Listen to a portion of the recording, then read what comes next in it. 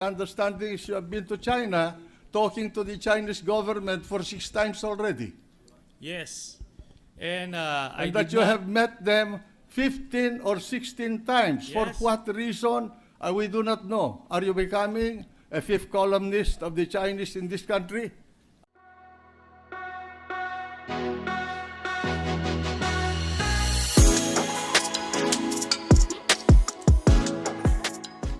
The purpose of this privileged speech.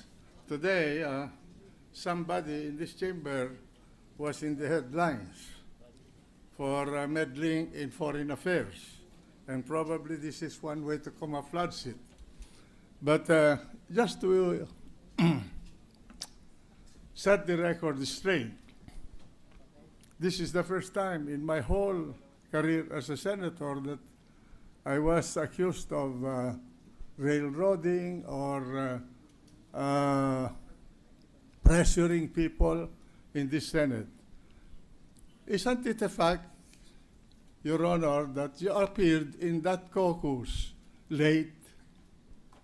Do you remember what time you arrived in that caucus? yes, When we were all there? yes, Mr. President, I arrived there late, Yes. but I arrived early enough to capture the essence of what was talked about. Yes. Yes, Mr. President. And we were discussing about the timetable to be undertaken regarding the division of the province of Camarines Sur. Yes, Mr. President. Correct? Correct, Mr. President. And there was Congressman Villafuerte in the room. Yes, correct? Mr. President. Correct. And at the time you entered, the one talking was the chairman of the Finance Committee, Senator Franklin Drilon, correct? Yes, correct, Mr. President. And do you remember what was being discussed at that time? The timeline Correct. regarding the bill, Mr. And President. that was the reason why Congressman Villafuerte was asked to enter the room because I did not know about the timeline that he was talking about. And you did not know this because you were late. Yes, Mr. President, but I don't see the relevance of the point you're making right now because I hardly touched on the details of the caucus, Mr. President. Because I believe the details Well, of what I happened am in the asking caucus questions. was I don't irrelevant. think you know the rules. Yes, I can ask you anything under the sun. I'm going to ask some more questions about you. yes, Mr. All right. President. Then I will answer. Then just that, answer my that's question, irrelevant. Yes, please. Mr. President. If you are a gentleman, and I assume that you are, answer my questions. Yes, Mr. President. Now,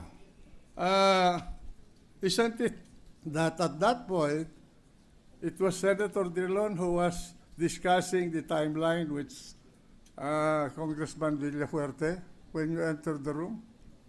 Yes, Mr. President.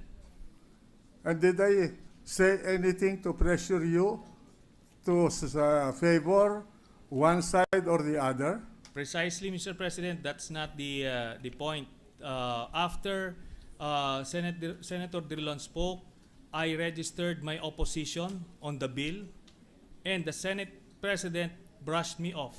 Well- Sani, okay na ito, Mr. Well, President. your opposition should have been registered here because we are going to vote here anyway. And that Yes. was a caucus. We have already agreed on the timeline. And if you remember, the gentleman from Camarines Sur, Congressman Villafuerte, was pleading with us to just have the hearing conducted because they were running on a very, very tight schedule. And as President of the Senate, it was my duty to hear everybody. And that's why precisely I could not decide the issue because I'm not like that. I have to present it to the members of the Senate in a caucus.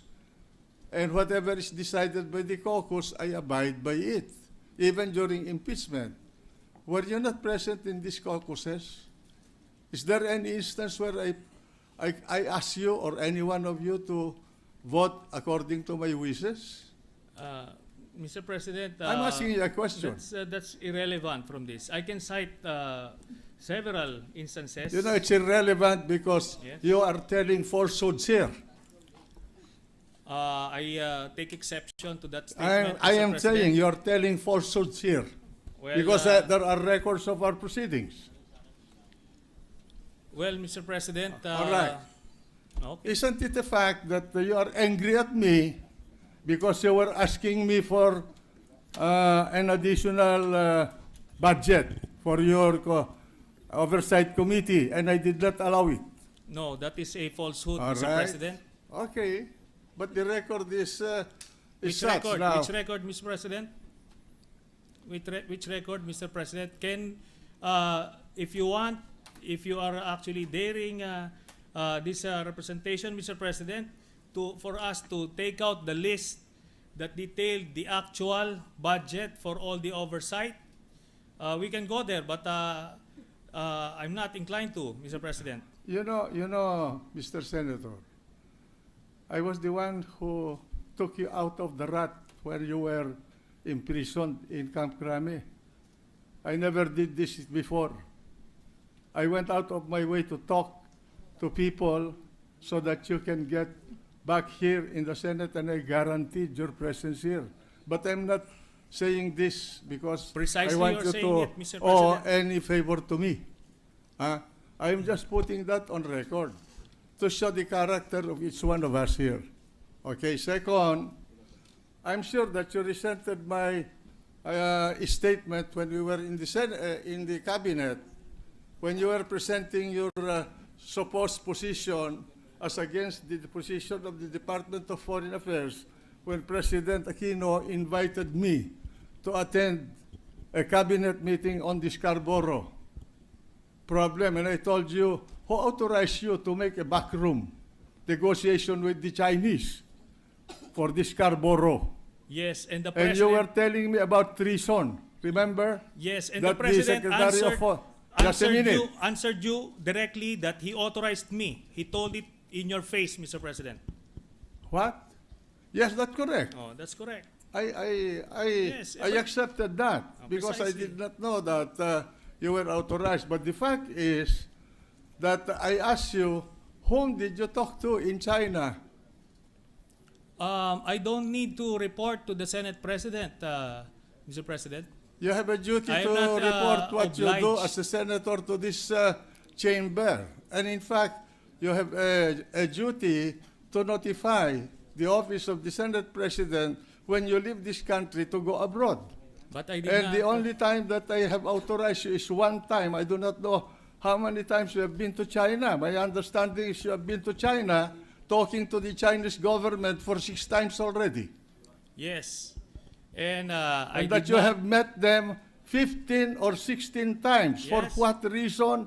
We do not know. Are you becoming a 5th columnist of the Chinese in this country? The Senate President is not privy to the backroom channel talks, and I'm not obliged in any way to I think you divulge. have a duty to inform the people. I'm not.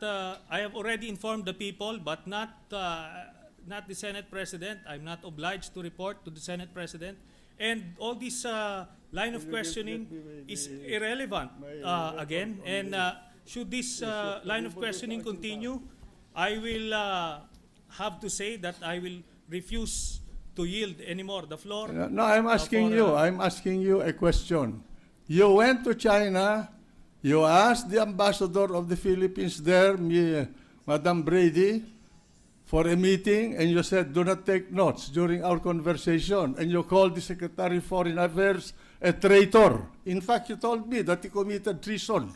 Yes, it was an executive session, and we're not supposed to And I divulge will what's read. happening in You the... want? I will read it to What- the record your conversation with Brady But it's and his supposed to be... notes to the Department of Foreign It's Affairs. supposed to be a confidential matter. Yes, but there's nothing So, confidential. even in the executive meeting, cabinet meeting, in the cabinet meeting in Malacanang, Mr. President, I will refuse to answer if that's Because you going to be the cannot line. answer the No, questions I'm because going it's to ask going you to about be your improper meeting. in this particular interpretation. Because you cannot answer I the can questions answer. I'm going to I ask can you. answer, but I won't be baited into that trap. You met, The point you met here Brady. is, Mr. President, this is Mr. how I President, felt. may I request this gentleman Mr. President, to in be that case, admonished. I will refuse to yield the floor anymore Well, for in that case, I any will read interpretation. read into the record the notes that Mrs. Brady or Ambassador Brady wrote about your conversation with her in Beijing on August 12, 2012. You want me to read point this? of order, Mr. President. You want me to read this? A point of What is the order. point of order? The gentleman from the Bicol? Senate President may reveal sensitive information pertaining to foreign relations and national security, and I believe it is out of order in You this do not teach me what session. the parliamentary proceedings. I'm not answerable to anybody There about is a what point I of say order, in this hall. Mr. President. The Senate President may proceed. All right, and I have here the white paper that you've been writing about the Secretary of Foreign Affairs.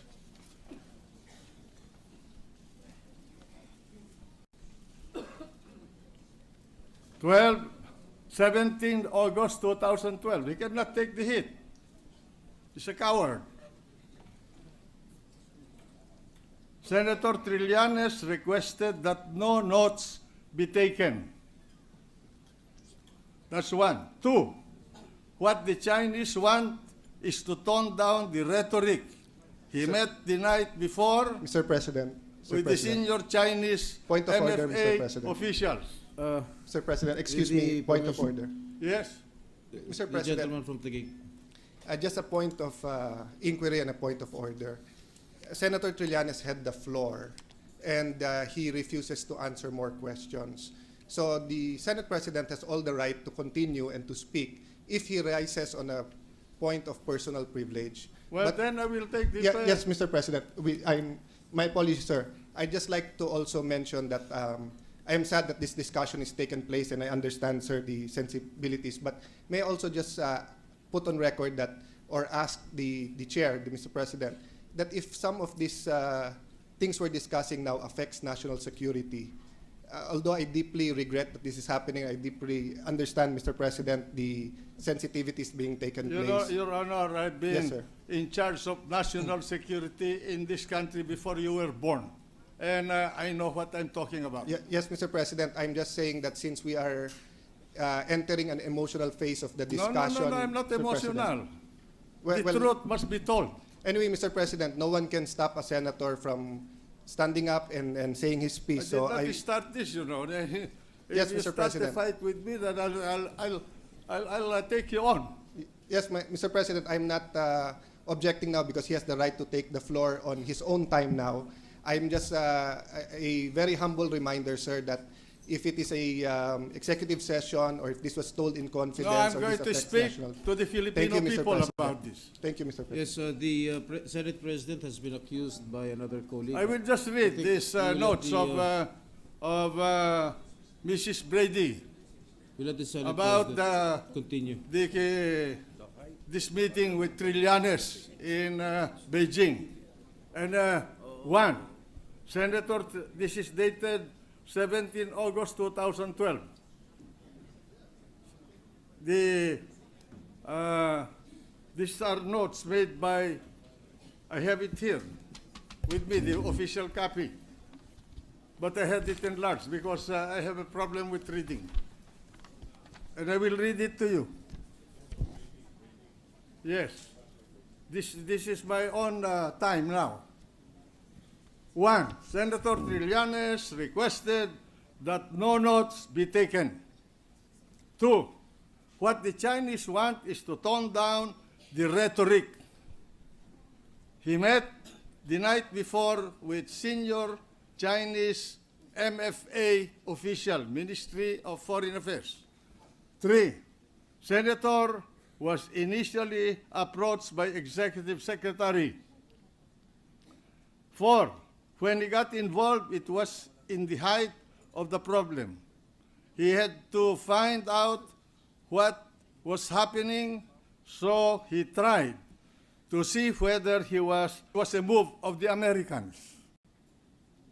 He was suspecting the Americans as involved in the conflict. He ascertained that they do not want any conflict, especially in an election year. I think the word "they" there refers to the Chinese. 5, on Secretary Del Rosario, U.S. has already let him go. Binitiwan na siya. This is the note of Brady. In the July meeting, Hillary Clinton did not speak up for us. Secretary Del Rosario is committing treason. This is a senator of the Republic calling our secretary a treasonous person. In a foreign land, he does not even know when treason arises. 6, we are internationalizing the issue because of Secretary Del Rosario. This is his move. 7, there was never any negotiation between the Chinese and the Americans. Just a meeting with Kurt Campbell. Mr. Campbell was not a negotiator. Besides, Secretary Del Rosario was not there. 8, the arrangement being looked at by the senator, meaning Senator Trillanes, was one side would leave first, then the other side, then the next, etc. They were talking about the manner of evacuating Scarborough. He then received a call from Pinoy saying, why are the Chinese still there? When there was an agreement for simultaneous withdrawal, he thought to himself, this is not the arrangement. He was protecting the Chinese. He asked Manny V. Pangilinan to ask Secretary Del Rosario to keep quiet, to quiet down. This has now happened. The two go a long way back because it was also Secretary Del Rosario who introduced Mr. Pangilinan to the Indonesian businessman. During the days of the PLDT, Secretary Del Rosario confronted the Yuchenko Group, shareholders, and threatened them.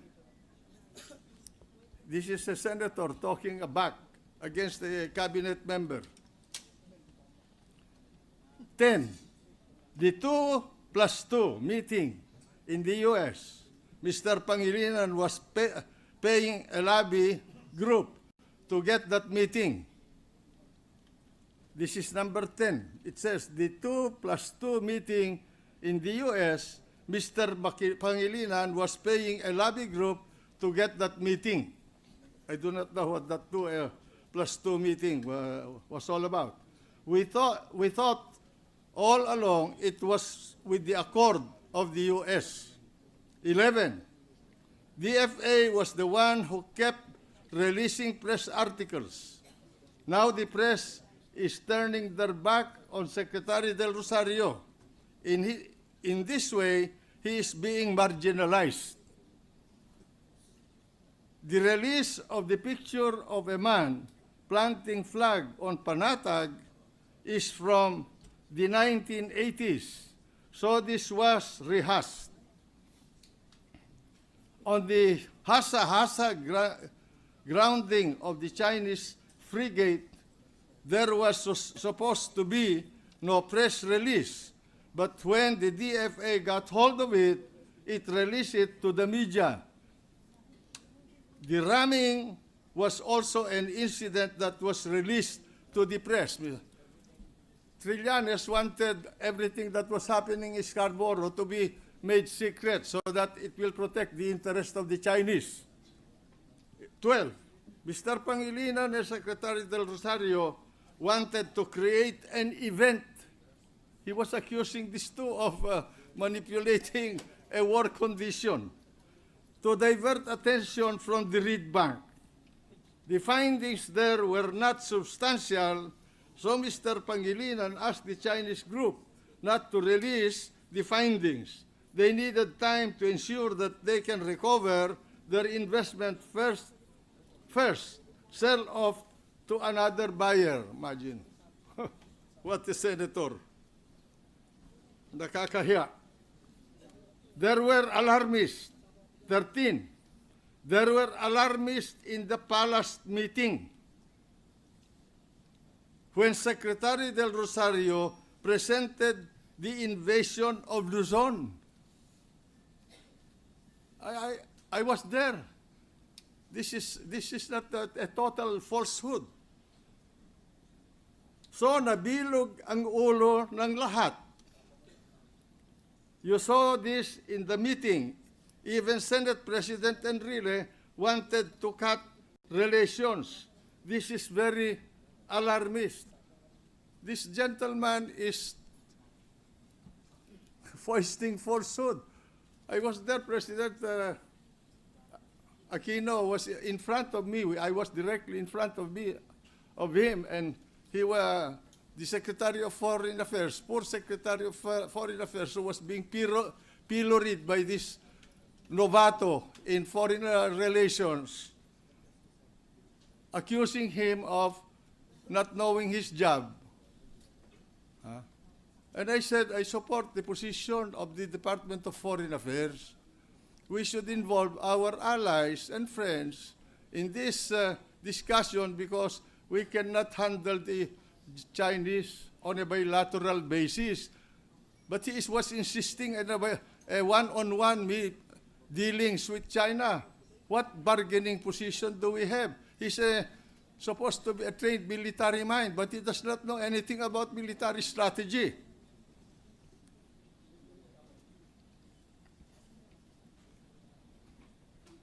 "14. The senator was inquiring, this is Brady talking, on which officials could visit China. Because the Chinese side were angry with Pinoy, they suggested his kalaban, the vice president. Imagine, intriguing between the president and the vice president. Senators thought perhaps Mar Rojas na lang. The Chinese side said an official could meet Chinese vice president. 15. In Panatag Shoal, there was never a problem about their presence. From 66 boats, this was reduced to 3.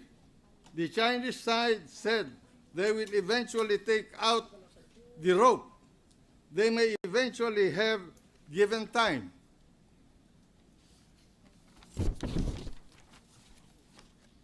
16. This is his 12th, according to Mrs. Brady. That was his 12th meeting with the Chinese. Senator Trillanes has been quietly, secretly, clandestinely meeting with the Chinese about the Scarborough and the South China or the West Philippine Sea.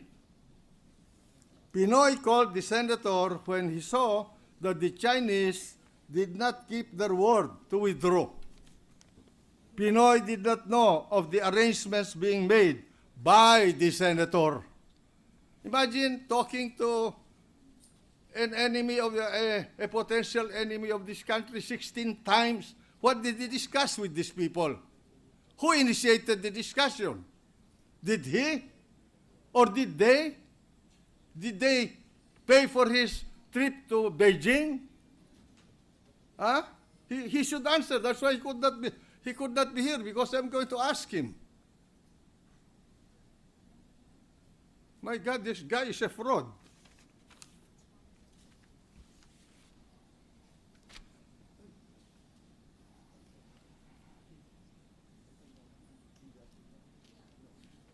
Where was I?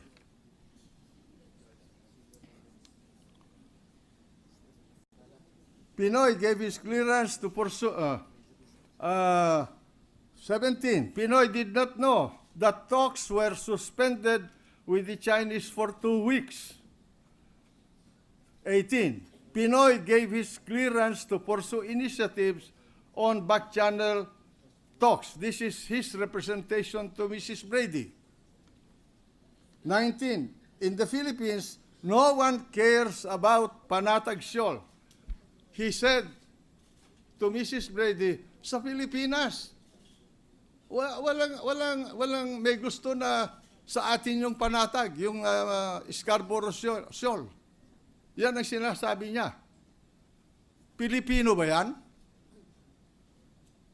Makabayan ba yan? My God, what kind of a senator is this?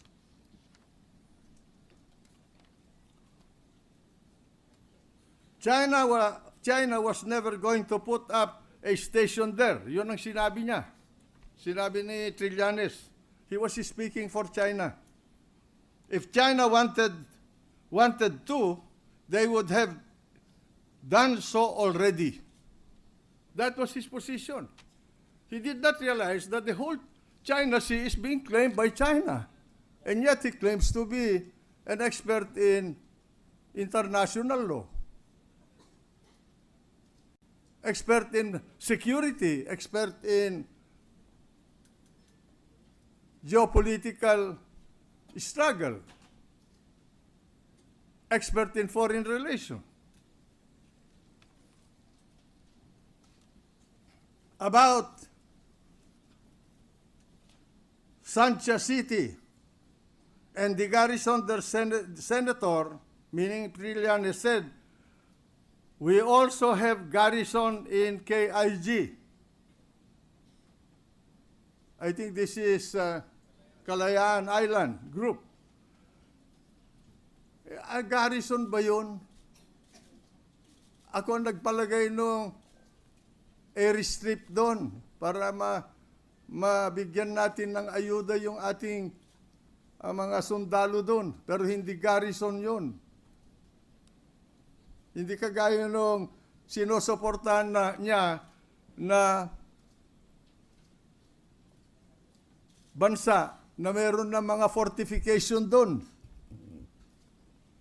Para sa kanya, hindi fortification yun, laruan lang yun. Ewan ko sinong nagturo sa kanya sa Philippine Military Academy. Besides, this is for their domestic audience. Domestic audience daw.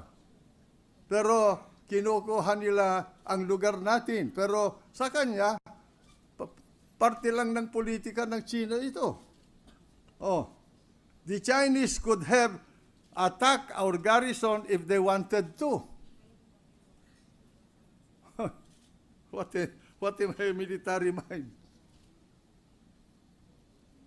We also have a sunken ship in the area which we did on purpose. So, ito pinagmamalaki niya. Siguro, baka siya ang nagpalubog dito. Pero hindi ko narinig ito when I was still in the Defense Department. Hanggang ngayon ko lang narinig ito. He told the Chinese, Trillanes told the Chinese, that we cannot enforce our coastal protection. That is the kind of a Filipino senator you have here. He told the Chinese that we cannot enforce our coastal protection. Our fishermen are living on subsistence fishing. They cannot therefore fish too far. Ibig niya sabihin, pamigay na lang ninyo yung Scarborough Shoal. Tumakbo tayo. Sapagkat tayo ay mga duwag. Ha? Magkukunwari, pupunta sa galerya, magpapakita sa media para tumakbo lamang. The Philippine side did not make gapang the ASEAN. which the Chinese did.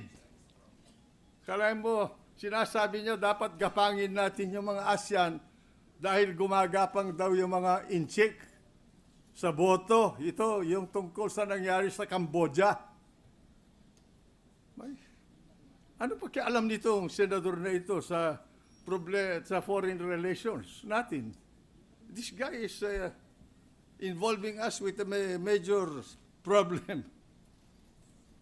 He asked Secretary Del Rosario if we could give this space in the ASEAN meeting because we did not do this preparation.